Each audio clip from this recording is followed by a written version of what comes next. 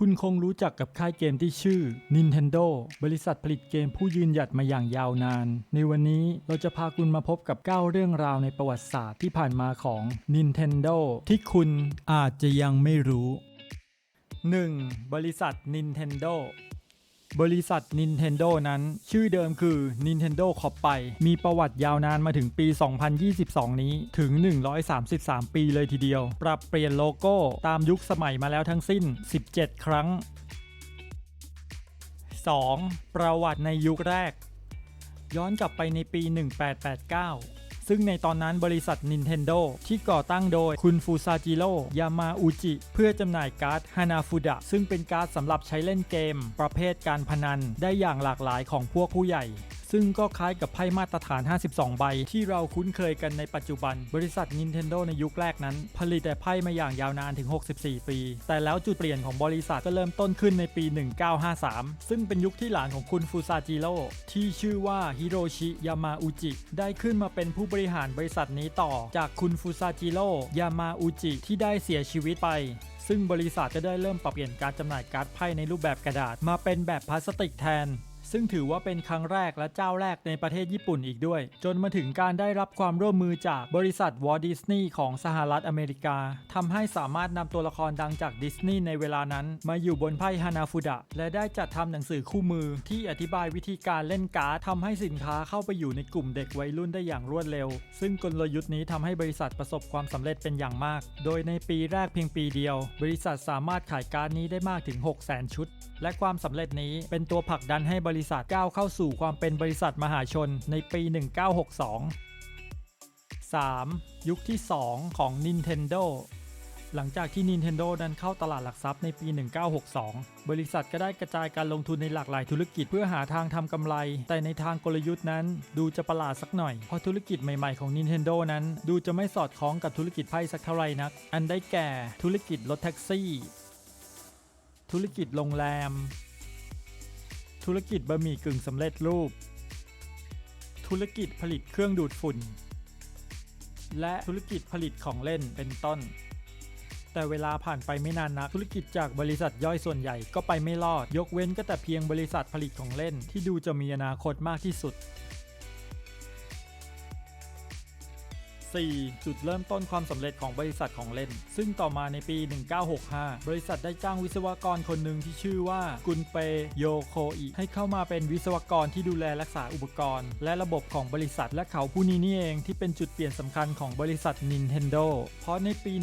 1970 ซึ่งเป็นช่วงที่บริษัทกำลังประสบปัญหาสภาพหนี้สินและกำลังดิ้นรนเพื่อให้อยู่รอดในอุตสาหกรรมของเล่นอยู่นั้นมีอยู่วันหนึ่งขณะที่ฮิโรชิ ยามาอุจิกำลังเดินสายตรวจโรงงานเขาก็ได้เห็นตอนที่คุณกุนเปโยโคอิกำลังเล่นกับของเล่นที่เขาได้ประดิษฐ์ขึ้นมาเองของเล่นนั้นมีรูปร่างคล้ายๆกับแขนที่ยื่นออกไปได้คุณฮิโรชิได้เกิดความสนใจในทันทีและตัดสินใจที่จะเสี่ยงอีกครั้งซึ่งเขาได้ขอให้คุณกุนเปพัฒนาของเล่นชิ้นนี้ต่อไปเพื่อให้สามารถเป็นสินค้าที่วางจำหน่ายได้และพร้อมตั้งชื่อให้กับมันว่า Ultra Handหลังจากนั้น Ultra Hand ก็โด่งดังขึ้นมาเป็นอย่างมากสามารถทำยอดขายได้ถึง 1 ล้านชิ้นและทำให้คุณกุนเปได้เข้ามามีส่วนร่วมในการพัฒนาผลิตภัณฑ์ของบริษัทตั้งแต่นั้นเป็นต้นมาและถือเป็นจุดสำคัญที่ทำให้บริษัทประสบความสำเร็จเพราะในขณะนั้นมีเพียงไม่กี่บริษัทเท่านั้นที่ผลิตของเล่นที่โดดเด่นได้แบบนี้ซึ่งด้วยจำนวนคู่แข่งที่น้อยทำให้บริษัทสามารถตั้งราคาสูงและสร้างกำไรได้อย่างเป็นกอบเป็นกำเลยทีเดียวยุคที่ 4Nintendo เริ่มเข้าสู่ยุควิดีโอเกมโดยการเริ่มต้นเป็นผู้นำเข้าและจัดจำหน่ายเครื่องเกมในญี่ปุ่นจากสหรัฐอเมริกาที่มีชื่อว่า Magnavox Odyssey ซึ่งเจ้าเครื่อง Magnavox Odyssey นี้ถือได้ว่าเป็นเครื่องเล่นวิดีโอเกมรุ่นแรกของโลกหลังจากที่บริษัท Nintendo ประสบความสำเร็จเป็นอย่างมากจากการเป็นตัวแทนจำหน่ายบริษัทก็ได้ตัดสินใจที่จะพัฒนาซอฟต์แวร์เกมให้กับเครื่องเกมต่างๆในยุคนั้นซึ่งเกมแรกที่เริ่มวางจำหน่ายในปี 1975 นั้นมีชื่อว่า EVRS ก่อนที่จะตามมาติดๆด้วยเกมที่ประสบความสำเร็จมากที่สุดเกมหนึ่งอย่าง Donkey Kong ซึ่งพัฒนาโดยชิเงรุ มิยาโมโตะซึ่งเขาคนนี้ก็เป็นพนักงานดาวรุ่งอีกคนหนึ่งของบริษัทในยุคนั้นเกม Donkey Kong นี้ประสบความสำเร็จอย่างล้นหลามและได้ถูกพัฒนาให้กับเครื่องเล่นเกมหลายๆรุ่นในยุคนั้น ซึ่งนั่นก็คือเครื่อง Atari 2600 เครื่อง Intellivision และเครื่อง ColecoVision และหลังจากนี้บริษัท Nintendo ก็ได้เข้าสู่การผลิตเครื่องเกมอย่างเต็มตัวในเวลาถัดมาโดย Nintendo เองก็ได้ริเริ่มพัฒนาเครื่องเล่นเกมพกพาร่วมกับบริษัท Sharp ซึ่งเกิดจากไอเดียของคุณกุนเปโยโกอิซึ่งเขาได้สังเกตเห็นคนใช้เครื่องคิดเลขพกพาบนรถไฟเขาจึงได้นำไอเดียนี้มาต่อยอดจนได้เป็นเครื่องเล่นเกมพกพาเครื่องแรกอย่าง Game & Watch 6. เครื่องเกมที่ Nintendo ผลิตขึ้นมามีอะไรกันบ้างในปี 1977 เครื่องเกมเครื่องแรกของ Nintendo นั้นเป็นการพัฒนาร่วมกันกับบริษัท Mitsubishi จนได้เครื่องเกมที่ชื่อว่า Color TV Game ซึ่งขายได้ราวๆ 30,000 เครื่องในปี 1980 เครื่องเกมรุ่นถัดมาที่ Nintendo พัฒนาร่วมกับบริษัท Sharp นั้นได้มาเป็นเครื่องเกมพกพาเครื่องแรกในชื่อ Game & Watch ที่กล่าวเอาไว้ในข้างต้นโดยแต่ละเครื่องจะมีเกมที่เรียบง่ายแตกต่างกันเพียง1เกมเท่านั้นซึ่งในแต่ละเกมจะมีการเคลื่อนไหวที่ตายตัวอย่างเช่นเกม Fly เกม Mickey Mouse เกม Octopus เป็นต้นบนรูปแบบจอ LCD ยุคเก่าที่มักจะมีสีดำและสีเขียวใช้ถ่านกระดุมเป็นพลังงานโดย Nintendo ได้ตั้งเป้ายอดขายไว้ 100,000 เครื่องแต่กลับทำยอดขายได้เกินคาดซึ่งยอดขายรวมระหว่างปี 1980 ถึง 1991 ขายได้ราวๆ 43 ล้านเครื่องเลยทีเดียวในปี 1983 Nintendo ได้เปิดตัวเครื่องเล่นเกม 8 บิตอย่าง Famicom โดยการตั้งชื่อผสมกันระหว่างคำว่า Family และคำว่า Computer ซึ่งต่อยอดให้วิดีโอเกมนั้นมีความหลากหลายมากกว่าเครื่องเกมตู้อาร์เคดและเกม &Watch นั่นเองโดยปรับเปลี่ยนมาใช้ตลับเกมเป็นสื่อบันทึกตัวเกมมีเกมดังหลากหลายเกมมากที่เริ่มต้นมาจากเครื่องนี้เช่น Final Fantasy, Dragon Quest, Street Fighter, Super Mario Bros, Contra และ Rockman เป็นต้นยอดขายใน 2 ปีอยู่ที่ประมาณ 500,000 เครื่องสาเหตุที่ยอดขายไม่สูงมากนักก็เนื่องมาจากเครื่องเกมมักมีปัญหาอยู่บ่อยครั้งเช่นเครื่องค้างเครื่องไม่อ่านตลับเกมเป็นต้นแต่ใน 2 ปีถัดมาในปี 1985 Nintendo ได้ปล่อยเครื่อง Nintendo Entertainment System หรือในชื่อย่อว่า NES เข้าสู่ตลาดในอเมริกาและได้ทำการปรับปรุงปัญหาข้อผิดพลาดต่างๆจากเครื่อง Famicom และสามารถขายในอเมริกาได้ยอดรวมกว่า 61 ล้านเครื่องในปี 1991 Nintendo ได้เปิดตัวเครื่องเกม 32 บิตในชื่อ Super Famicom หรือ SNES ชื่อเต็มที่ขายในอเมริกาเรียกว่า Super Nintendo Entertainment System เป็นเครื่องเกมที่มีเกมสนุกอยู่มากมายไม่ว่าจะเป็นเกม Super Mario World, Donkey Kong Country 3, Street Fighter 2, Super Mario Kart, Rockman 7 รวมไปถึง Final Fantasy 6 อีกด้วยมียอดขายเครื่องโดยรวมอยู่ที่ 49 ล้านเครื่อง Game Boy Seriesในปี 1989 Nintendo ได้เปิดตัวเกมบอยเครื่องเกม 8 บิตพกพาที่มาพร้อมกับเกมเตตริสสุดฮิตจากผู้สร้างชาวรัสเซียตัวเครื่องใส่ถ่าน AA 4 ก้อนโดยมันเป็นเครื่องเกมที่ขายดีแบบสุดๆในยุคนั้นนั่นเพราะมันสามารถเล่นได้นานพกพาได้สะดวกและทนทานได้มีการพัฒนาต่อยอดเป็นเกมบอยซีรีส์มีดังนี้เกมบอยพ็อกเก็ตวางจำหน่ายในปี 1996 มีจุดเด่นคือมีขนาดที่เล็กลงจากเกมบอยรุ่นแรกแต่จอใหญ่ขึ้นและคุณภาพดีกว่าเดิมมากมีความเป็นจอขาวดำจริงๆเพราะจอดั้งเดิมนั้นมันเป็นสีเขียวและสีดำมาโดยตลอดสามารถใช้ตลับเกมบอยเก่าเล่นได้แถมใช้ถ่าน 3A เพียง 2 ก้อนเท่านั้นทำให้น้ำหนักเบาลงกว่าเดิมเป็นอย่างมากและมีให้เลือกถึง 7 สีกันเลยทีเดียวหลังจากนั้นก็ออกเครื่องเกมบอยไลท์ตามมาเพิ่มฟังก์ชันแบ็คไลท์ให้จอสามารถมองเห็นในที่มืดได้เกมบอยคัลเลอร์วางจำหน่ายในปี 1998 มีจุดเด่นคือมาพร้อมหน้าจอแสดงผลเป็นสีทำให้เพิ่มอรรถรสในการเล่นเกมขึ้นมามีขนาดรูปร่างเหมือนกับเกมบอยพ็อกเก็ตเกมบอยแอดวานซ์เครื่องเกมพกพาความละเอียด 32 บิตวางจำหน่ายในปี 2001 มีจุดเด่นคือภาพที่สวยขึ้นมาอีกนิดนึงสามารถนำตลับเกมบอยรุ่นเก่ามาใช้เล่นได้อีกด้วยและใช้การชาร์จแบตเตอรี่แทนการใส่ถ่านแบบเดิมเกมบอยแอดวานซ์ SP วางจำหน่ายในปี 2003 มีจุดเด่นคือจอพับได้ขนาดกระทัดรัดพกพาสะดวกมากกว่าเกมบอยแอดวานซ์รุ่นปกติเกมบอยไมโครวางจำหน่ายในปี 2005 เป็นรุ่นสุดท้ายของเครื่องเกมตระกูลเกมบอยมีจุดเด่นอยู่ที่เครื่องเล็กมากๆแต่น่าจะไม่เหมาะกับการเล่นเกมสักเท่าไหร่เพราะสเปคเครื่องที่ลดลงและจอที่มีขนาดเล็กลงตามไปด้วยขัดกับการเล่นเกมของคนในยุคนั้นที่ชอบหน้าจอใหญ่ๆมากกว่าเลยถือว่าเป็นเครื่องเกมพกพาที่ล้มเหลวไม่เป็นท่าของ Nintendo เลยก็ว่าได้โดยยอดขายอยู่ที่ 2.4 ล้านเครื่องเท่านั้น ย้อนกลับไปในปี 1995 Nintendo ได้เปิดตัวเครื่องเกมที่ชื่อว่า Virtual Boy เครื่องเกมพกพาแบบ 3D โดยการหลอกสายตาให้มองเห็นภาพ 2D ดูมีมิติแบบภาพ 3D ออกแบบและคิดค้นโดยคุณกุนเปโยโคอิผู้ที่ประสบความสำเร็จกับเครื่องเกมพกพามาแล้วถึง 2 รุ่นอย่าง Game & Watch และ Game Boy แต่ในเครื่อง Virtual Boy นี้ถือว่าเป็นความผิดพลาดครั้งใหญ่ที่ทำให้ยอดขายลดลงเป็นอย่างมากโดยในปีเดียวกันนั้นเครื่องเกม Virtual Boy ทำยอดขายได้เพียงแค่ 80,000 เครื่องเท่านั้นและทำให้มีเกมออกมาเพียงน้อยนิดแค่ 22 เกมอีกด้วยในปี 1996 Nintendo ได้วางจำหน่ายเครื่องเกมคอนโซลรุ่นที่ 3 ที่มีชื่อว่า Nintendo 64 ตัวเครื่องมีความสามารถในการประมวลผลแบบ 64 บิตให้กราฟิกที่สวยงามแต่กลับเป็นเครื่องเล่นเกมคอนโซลที่ยังใช้ตลับอยู่ซึ่งถือว่าล้าหลังมากในยุคนั้นจนกลายเป็นเครื่องเกมรุ่นสุดท้ายของการใช้ตลับเกมทำให้ Nintendo ได้แพ้ให้กับ Sony PlayStation ไปในยุคนั้นนี่นับเป็นข้อผิดพลาดครั้งใหญ่ของ Nintendo อีกครั้งหนึ่งโดยเครื่อง Nintendo 64 นี้ทำยอดขายอยู่ที่ราวๆ 32 ล้านเครื่องเท่านั้นในขณะที่เครื่อง Sony PlayStation สามารถทำยอดขายได้ถึง 102 ล้านเครื่องเลยทีเดียวNintendo GameCube เครื่องเกมคอนโซลรุ่นที่ 4 ที่เปิดตัวมาในปี 2001 ในรูปแบบเครื่องเกมที่ใช้แผ่น Optical Disc เป็นที่เก็บสื่อข้อมูลหลักซึ่งแผ่นมีความคล้ายคลึงกับมินิ DVD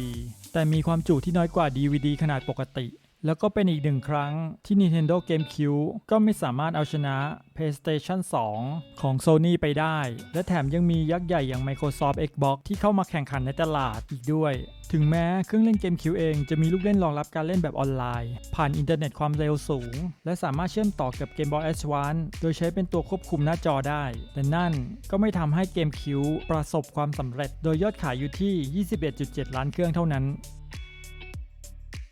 ในปี 2005 นั้น Nintendo สามารถกู้สถานการณ์ที่ล้มเหลวจากเครื่องคอนโซลทั้ง 2 รุ่นก่อนหน้ากลับมาได้โดยการเปิดตัวเครื่องเล่นเกมพกพาอย่าง Nintendo DS ที่มี 2 จอบนล่างแบบทัชสกรีนทำให้ยอดขายเครื่องมีมากถึง 154 ล้านเครื่องสูงสุดเป็นประวัติการณ์ของบริษัทและเป็นฝ่ายชนะเหนือ PlayStation Portable หรือในชื่อย่อที่เราเรียกกันว่า PSP ไปอย่างท่วมท้น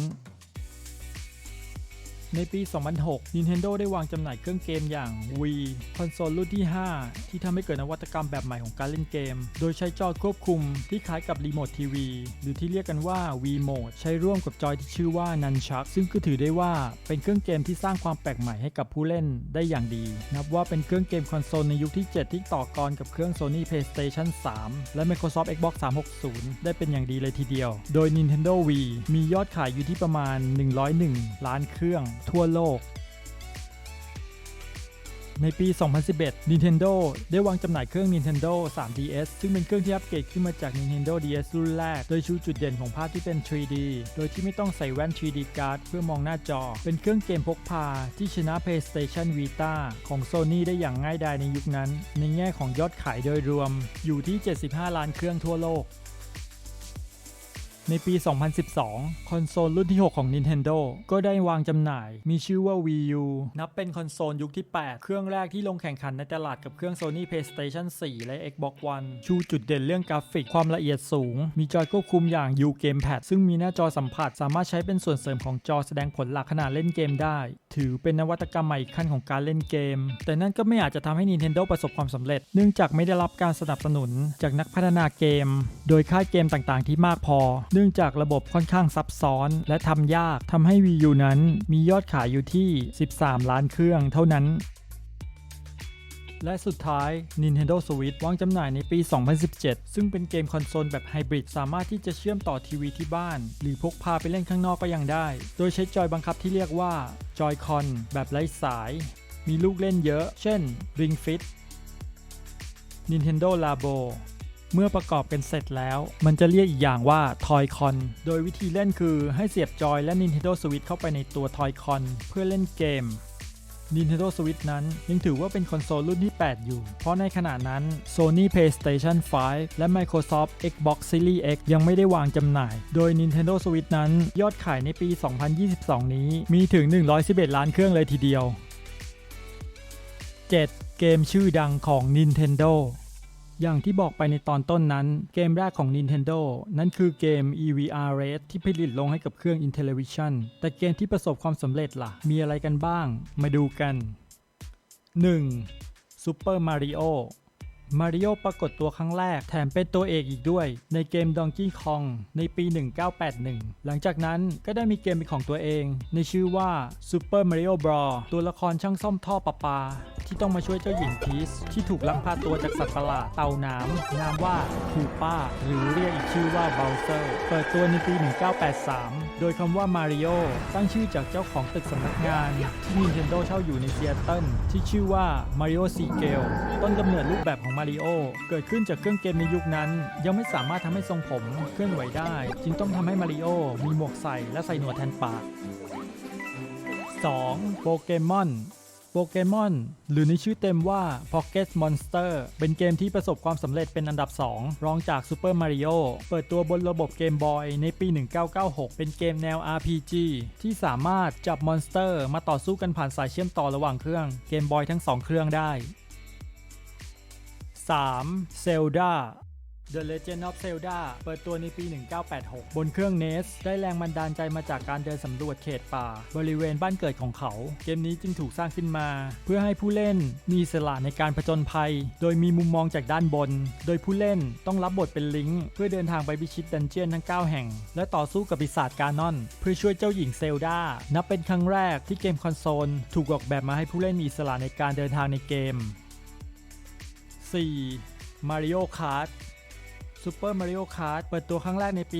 1992 บนเครื่อง SNES มาในรูปแบบเกมแข่งรถแบบโกคาร์ทซึ่งผู้เล่นจะต้องเลือกตัวละครจากซีรีส์เกม Mario มาแข่งขันกันโดยสามารถแข่งขันกันได้ถึง 8 คนในแต่ละสนามจุดเด่นอยู่ที่ไอเทมที่มาจากกล่องสุ่มที่อยู่ในสนามแข่งขันซึ่งมีคุณสมบัติแตกต่างกันในการใช้งานเพื่อที่จะขัดขวางการเข้าเส้นชัยของคู่แข่งคนอื่น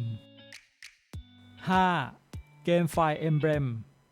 Fire Emblem เปิดตัวในปี 1990 ในชื่อภาคว่า Shadow Dragon and the Blade of Light ที่ลงให้กับเครื่อง NES เป็นเกมวางแผนสุดคลาสสิกแนว Role Playing Game Simulation Tactics Turn Based ที่ผสมผสานเข้ากับโลกสงครามในยุคกลางของตะวันตกแบบแฟนตาซีมีจุดเด่นเรื่องการวางแผนที่เข้มข้นเนื้อเรื่องที่เร้าอารมณ์ในแต่ละภาคจะมีเนื้อเรื่องเป็นของตัวเองไม่เชื่อมโยงกันยกเว้นบางภาคมีระบบความสัมพันธ์ของตัวละครการสวมใส่อาวุธและเวทมนต์คาถาเป็นต้น 6. Kirby เป็นชื่อของตัวเอกซึ่งตั้งเหมือนกับชื่อเกมเปิดตัวในปี 1992 บนเครื่องเกมบอยเป็นหนึ่งในสัญลักษณ์ที่รู้จักกันมากที่สุดของ Nintendo Kirby มีรูปร่างเป็นวงกลมเป็นที่รู้จักจากความสามารถในการดูดวัตถุและสิ่งมีชีวิตเพื่อนำทักษะมาใช้งานเช่นเดียวกันการทำให้ตัวเองลอยได้โดยการขยายร่างกายเขาใช้ความสามารถนี้เพื่อช่วยเหลือและปกป้องดาว Pop Star Planet บ้านเกิดของเขาจาก Dark Matter และ Dark Nightmareนอกจากนี้ยังมีเกมอื่นๆอีกมากมายอาทิเช่น Donkey Kong Super Smash Bros. Brawl Animal Crossing Luigi Mansion Metroid เป็นต้น 8. Nintendo และ Sony เคยพัฒนาเครื่องเกมร่วมกันมาก่อนโดยเครื่องที่มีชื่อว่า Nintendo PlayStation Super Disc C ที่สามารถเล่นเกมจากแผ่น CD-ROM ได้โดยความสัมพันธ์ระหว่าง Sony และ Nintendo นั้นเริ่มต้นขึ้นจากเคนคุตารางิวิศวกรหนุ่มไฟแรงของ Sony ที่ภายหลังได้ชื่อว่าเป็นบิดาผู้ให้กำเนิดเครื่อง PlayStation ที่ได้แอบไปตกปากรับคำกับ Nintendo ว่าจะช่วยสร้างชิปเสียงให้กับเครื่อง Super NES หรือ Super Famicom นั่นเองโดยไม่ขออนุญาตจากเบื้องบนเนื่องจากตอนนั้น Sony ไม่มีความสนใจในอุตสาหกรรมเกมเลยแม้แต่น้อยอย่างไรก็ตามชิป SSMP ที่เขาได้สร้างให้ Super Famicom นั้นออกมาดีและได้รับคำชื่นชมว่าออกแบบได้อย่างชาญฉลาดนั่นกลายเป็นจุดเริ่มต้นที่ทำให้ Sony และ Nintendo เริ่มมีความสัมพันธ์ที่ดีต่อกันหลังจากนั้นเมื่อ Nintendo สนใจอยากที่จะนำสื่อ CD ของ Sony มาใช้ในเครื่องเกมของตนเองบ้างจึงไม่แปลกใจที่ Sony จะเป็นพันธมิตรที่ดีที่จะมาช่วยพัฒนาเครื่องเกมระบบใหม่ที่มีชื่อว่า Super NES CD-ROM ดีลธุรกิจนี้เริ่มต้นในปี 1988 โดยเคนคุตารางิตกลงเป็นผู้รับผิดชอบในโครงการนี้ซึ่งทุกอย่างเป็นไปได้ด้วยดี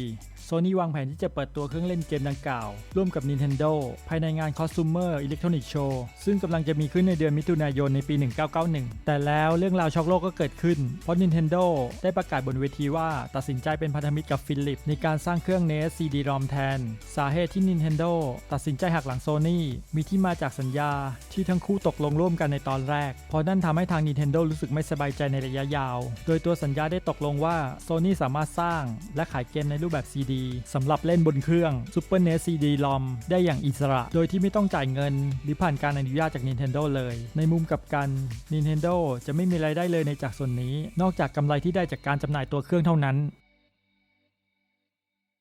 9. Nintendo Phone